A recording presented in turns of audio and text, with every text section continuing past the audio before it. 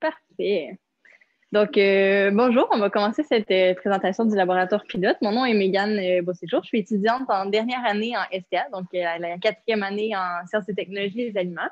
Et voilà, donc aujourd'hui, je vais faire visiter le laboratoire pilote. Donc, je vais vraiment m'attarder un peu sur ma vision en tant qu'étudiante du programme en STA. C'est quoi les études en STA? Ça ressemble à quoi? Donc, si jamais vous avez des questions, pas de gêne, là, vous pouvez soit les écrire sur le chat et tout ou les poser directement, puis j'y répondrai. Donc, que ce soit pendant la présentation ou à la fin, ça va me faire plus que plaisir. Donc, en fait, en STA, écoutez, c'est un programme qui est très, très, très vaste. Donc, déjà, les sciences des aliments, ça touche beaucoup de choses. Donc, on va faire de la microbiologie, on fait de la chimie, on voit la théorie vraiment sur les aliments exactement. Donc, on se concentre là-dessus, mais on voit aussi beaucoup de choses qui font en sorte qu'après, on est apte à travailler dans les usines, à développer des produits. On s'excuse pour le bruit. Malheureusement, il y a encore de l'activité encore un petit peu au pavillon. Donc, voilà. Donc, voilà. Donc, ici, le laboratoire, on est dans une des parties du laboratoire pilote, qui est la partie fermentation, si on veut. Donc, notamment, tout ce qui est production de pain va se dérouler ici. Donc, le laboratoire pilote, on va venir beaucoup dans le laboratoire pilote à la quatrième année en STA. Donc, à ce moment-là, on a un cours qui s'appelle Transformation des aliments. Et c'est ici qu'on va faire, en fait, on va vraiment venir faire des produits pour essayer de mettre en application tout ce qu'on aura vu au cours du baccalauréat. Donc, dans ce cours-là, on va faire du jambon, on va faire du fromage, du pain, de la bière, du jus de pomme, du lait au chocolat. Bref, j'en pense, on fait vraiment beaucoup de produits, puis on va vraiment faire de A à Z. Donc, on fait la planification de la production jusqu'aux analyses, puis à dire, OK, est-ce que c'est bon? Est-ce qu'il serait, mettons, commercialisable dans un contexte d'entreprise? Donc, on va vraiment voir tout le processus. Donc, c'est très, très, très intégrateur, si on veut, comme cours. Et c'est aussi la beauté de STA, c'est qu'on voit la théorie, mais on met aussi en application. Donc, on peut vraiment bien intégrer ce qu'on voit dans les cours. Donc, voilà, on va déjà se diriger un peu vers la suite du laboratoire. Donc, ici, c'était la partie un peu pain, mais on continue vers le reste.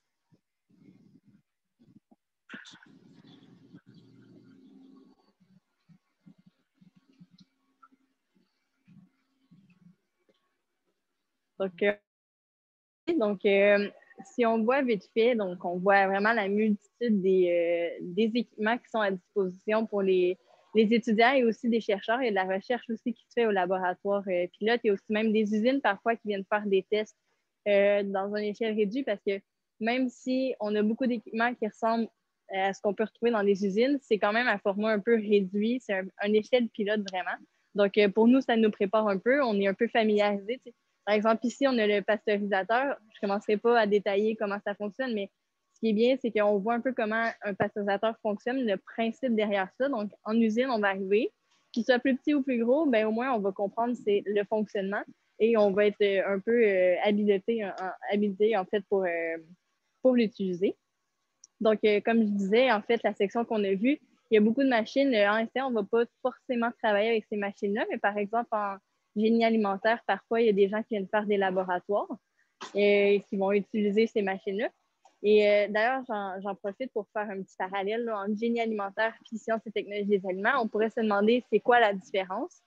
Les deux sont quand même assez reliés. Donc, autant pour nous, dans notre cursus en STA, on va avoir des fois des cours un peu plus d'ingénierie.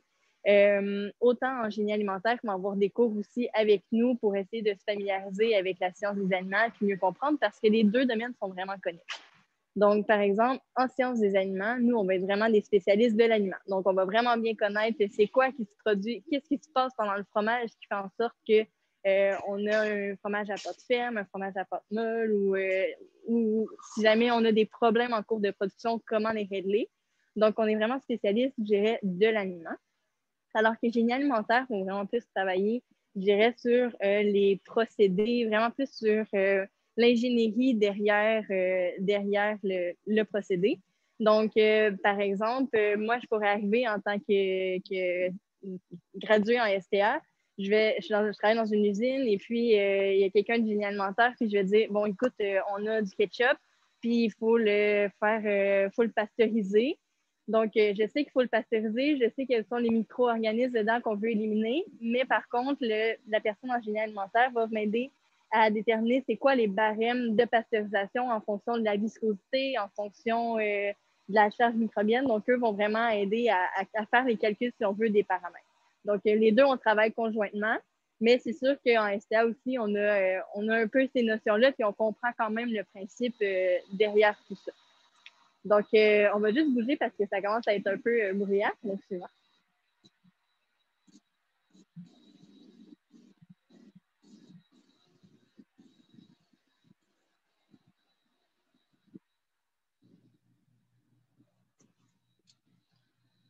Donc, ici, on se retrouve dans la partie du laboratoire.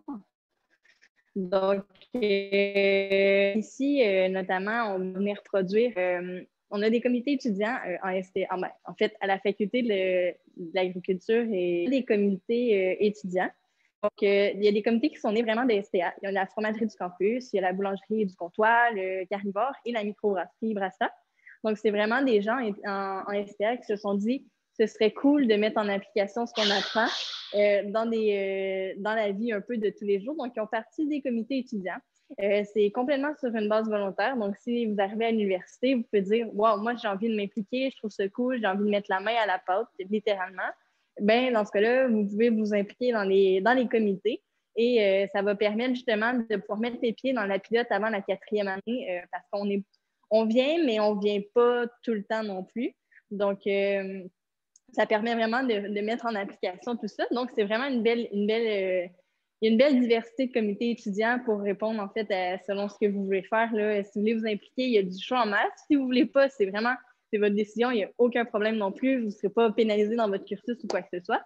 Donc, voilà. Donc, comme je disais, la fromagerie du campus, par exemple, on vient produire ici, on va produire différents types de fromages, du cheddar, la mozza, de l'emmental, du gouda, des trucs comme ça. Donc, on voit vraiment une grande variété de procédés par rapport, par exemple, à Transpo, où on va faire un type de fromage. Ici, on va venir en faire plus. Donc, c'est vraiment un plus pour les étudiants.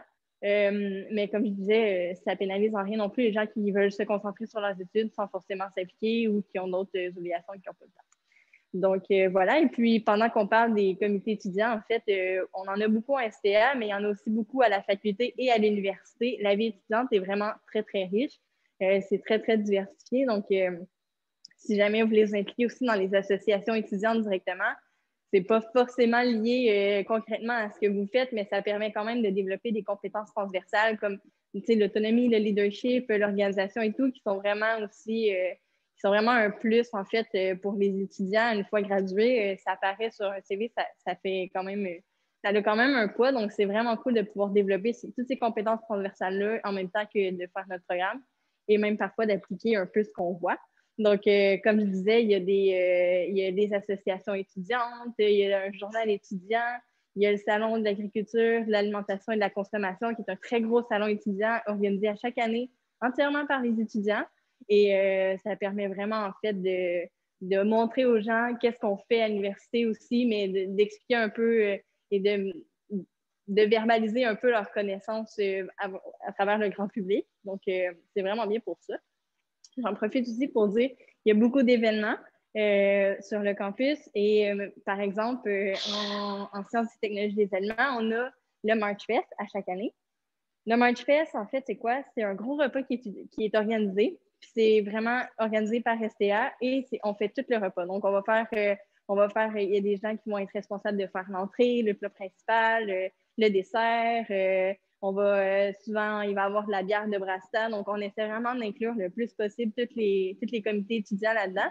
Puis, on va faire un gros souper après ça qu'on va servir, en fait, aux gens de STA, de la faculté et même parfois de l'université. Donc, ce qui est vraiment bien, c'est que l'université nous permet et les professeurs ont confiance en nous et nous permet vraiment d'utiliser justement le lab pilote à cet effet pour pouvoir faire nos productions. Puis ça fait vraiment en sorte qu'on découvre le lab pilote.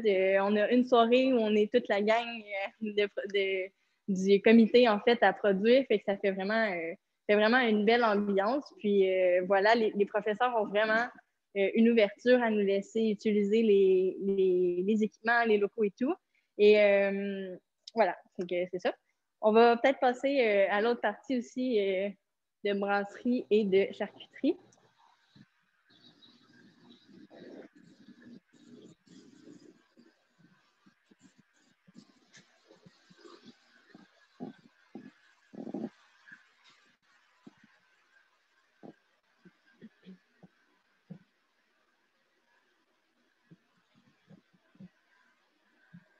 Okay. Voilà, donc on voit encore un peu l'étendue de la pilote, c'est vraiment très, très grand.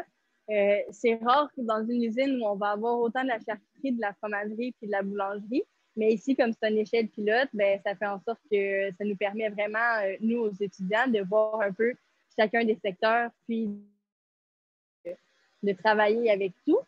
Et en fait, ici, on se retrouve devant le stérilisateur, c'est cette vieille patente-là, comme on dirait.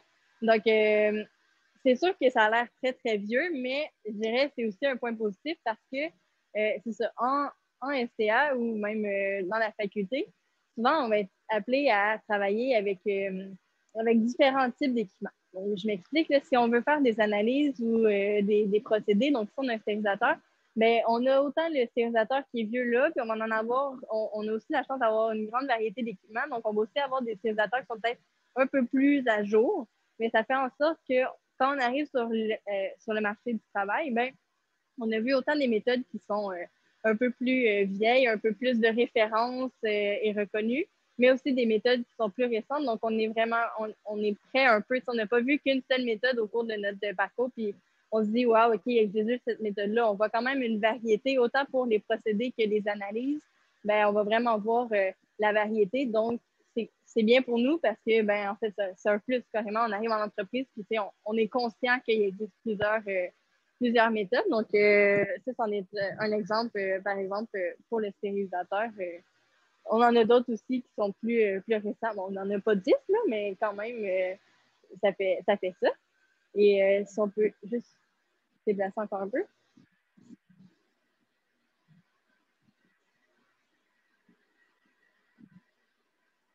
Donc, on arrive pas mal au bout. Ici, ce serait, mettons, la partie brasserie quand on va venir faire de la bière. Donc, on va utiliser l'équipement qui est juste là, en fait, le brasse camarade. Tu sais, c'est pas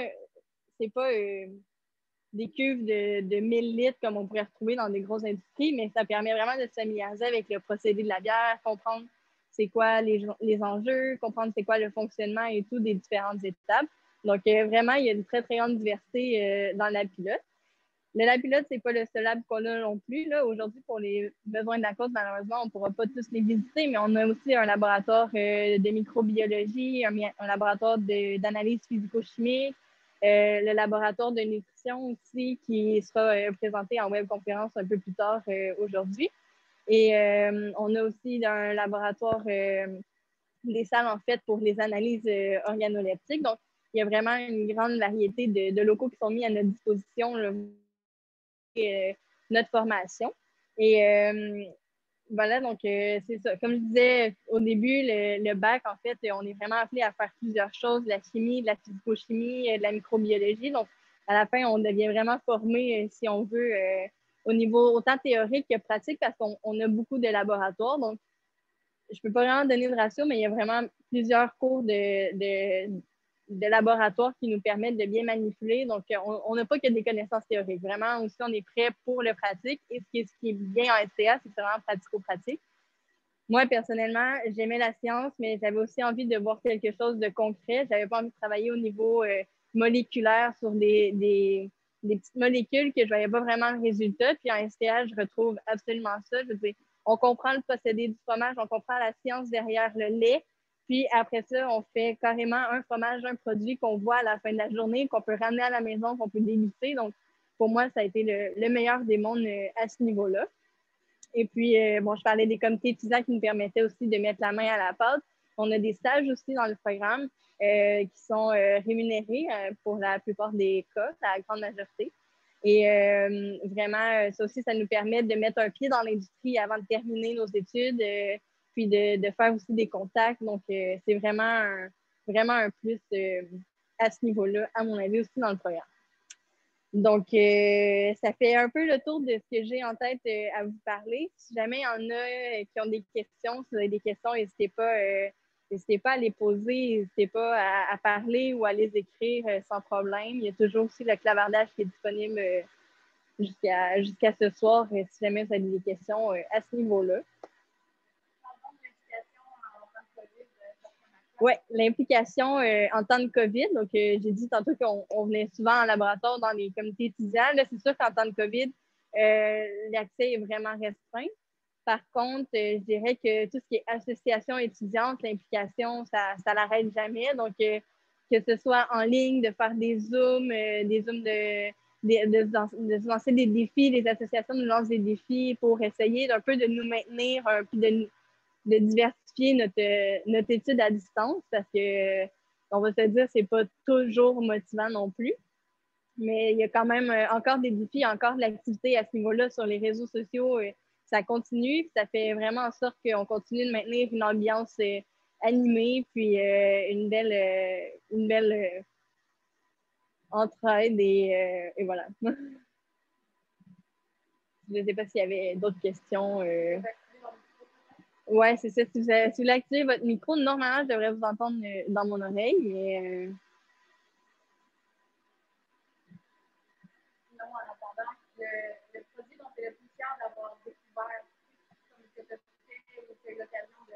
que j'ai fait, je pense que c'est difficile comme question que j'ai fait ou que j'ai découvert.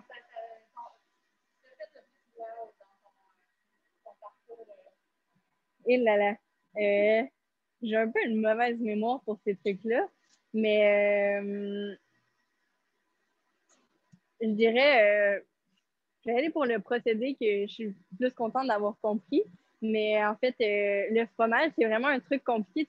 C'est banal, on mange ça tous les jours. Puis pourtant, après ça, on arrive en sortant du cours de produits laitiers, puis on se dit genre, OK, c'est vraiment plus complexe que je pensais. Donc, d'être capable de comprendre un peu tout ce qui se passe derrière ça, c'est assez impressionnant. Puis, c'est aussi au cours du bac, moi, j'ai réalisé que des fois, oui, tu comprends le principe, mais de là à être capable de développer un produit, ça fait des super beaux défis à relever aussi. Donc, les défis, sincèrement, dans ce métier-là, puis dans cette branche-là, il en manque pas du tout, là. C'est fou. Puis sinon, un autre produit, je dirais que ce qui me surprend, moi, c'est toutes par exemple, les viandes végétales, donc à quel point ils ont été capables de reproduire et un peu d'aller chercher la même texture, le même produit à partir d'une source complètement végétale. Je trouve ça quand même assez impressionnant. Puis je me dis que de la recherche en arrière de ça, ils doivent en avoir. Donc, voilà. Écoutez, s'il n'y a pas d'autres questions, ça va compléter en fait la présentation pour aujourd'hui du Lab Pilote. Et bonne porte ouverte.